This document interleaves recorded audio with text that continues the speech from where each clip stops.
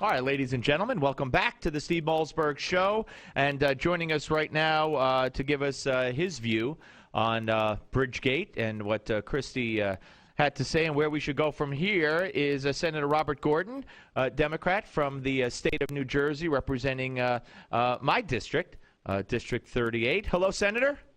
Hi, Steve. How are you? Good to talk to you. I know you're very busy and you got a bill coming to the floor, and I appreciate your time. So, where do you think we are now in this mess? Well, I think that we're going to have a deeper investigation. There's going to be a lot more scrutiny. I believe that the Assembly Transportation Committee, chaired by Assemblyman Wisniewski, is going to hear the witnesses that have been subpoenaed, including David Wildstein and possibly others. I think we really need to understand more about why this happened, and I'm hoping that the federal government will actually consider an investigation of all this. There may be a criminal investigation. I'm not a lawyer. I can't say. But what I hope will happen is that we'll have greater scrutiny of the Port Authority. You know, last year, right after the toll increases were proposed, I introduced legislation that would require greater transparency and accountability at the Port Authority. You know, they don't hold enough public hearings when they make these major changes, like a toll increase. We really don't know how they're spending their money or whether these toll increases are justified. And I got a bill through not only two houses of the New Jersey legislature, but a parallel bill was approved, was moving through the New York legislature as well, because you have to have identical bills in both states for the Port Authority. And the governor vetoed it. And that is very unfortunate, because I think if we had greater scrutiny of their operations, we're less likely to see the kinds of behavior we've seen over the last few months. Well, the U.S. Senate Commerce Committee, Senator, is looking into the Port Authority's involvement in the matter reportedly, and Barbara Buono, among others, have asked for a federal Justice Department investigation. They have received that request, and they are, I think, deciding on whether or not to investigate. I know you were at the State House and working, and you didn't have time to hear all of Christie's or any of Christie's announcement. I think you're aware, though, of what he said, basically, that he knew absolutely nothing. He was shocked and stunned, and fired Bridget Ann Kelly and Bill Stepien. And if he's telling the truth, and I've been working under that premise and everything I've been saying, to me, if he's telling the truth,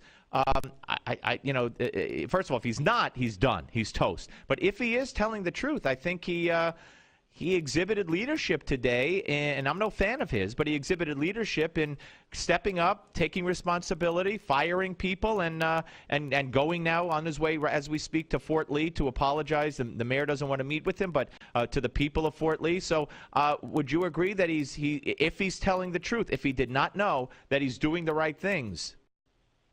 Well, first of all, I'd like to believe that the governor is telling the truth. However, these sorts of things don't happen unless there is a culture within an organization that allows them to happen, if not encourages them to happen. It's been my experience that the atmosphere in any organization is established by the person at the top. And it has been my experience in the few years that Governor Christie has been in office that there is a culture of petty vindictiveness in his administration. They have zero tolerance for people who disagree with them. If you disagree with them, you get called a name. I've been called names. And if you're in their own party, they punish you. And sometimes in the most petty ways. And so I've seen many instances of this. There's a trend there, and I believe it reflects the atmosphere in the governor's office. So fair to say that you doubt that he's telling the truth?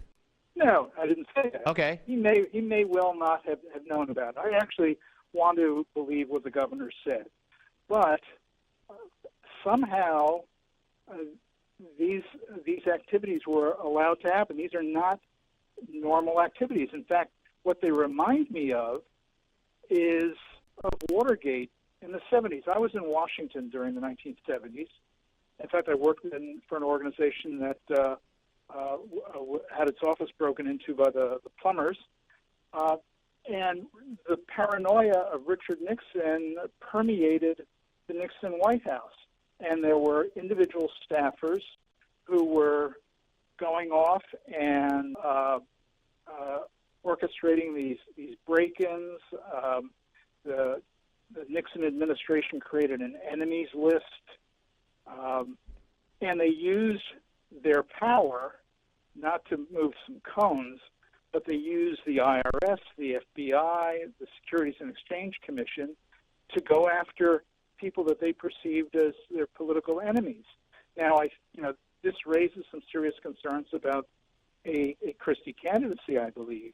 I mean, it has been my impression that a president should be surrounded by people who are not just going to click their heels and agree with what the boss wants to do, but stand up and tell the president, Mr. President, I think that's a dumb idea. You may want to consider another approach. And I think if we had more people like that in high office and surrounding the president, Democrat and Republican, we would have been able to avoid a lot of debacles over the last couple of decades. Senator, do you believe, when you talk about the Watergate and the paranoia, do you believe that that kind of paranoia exists with Christie and his administration? I'm not sure I would call it paranoia, but there is intolerance of other views, and they're willing to punish people who don't do what they say. Okay, well, fair enough. Honest assessment. I appreciate it. And it's always good to talk to you, and appreciate your honesty, sir, and thank you very much. I enjoyed it, Steve. Thank you. That's Bye. Senator Bob Gordon, New Jersey State Senator, Democrat from the 38th congressional, from the 38th district in the state of New Jersey, representing my area of New Jersey, and saying that there's a culture of petty vindictiveness, zero tolerance for people who disagree, where people are punished, and also intolerance as well. All right, folks, when we come back, I want you to hear an interview, and I didn't get into what Bob Gordon said because he said Democrats said we'd be better off if our presidents had. This wasn't the place or time to talk about Obama. But certainly, I want you to hear Debbie Wasserman Schultz last night, and if I can remember who the heck she was on with, we'll play it for you. And, oh, yeah, she was on CNN with Don Lemon. And Don Lemon did a good job.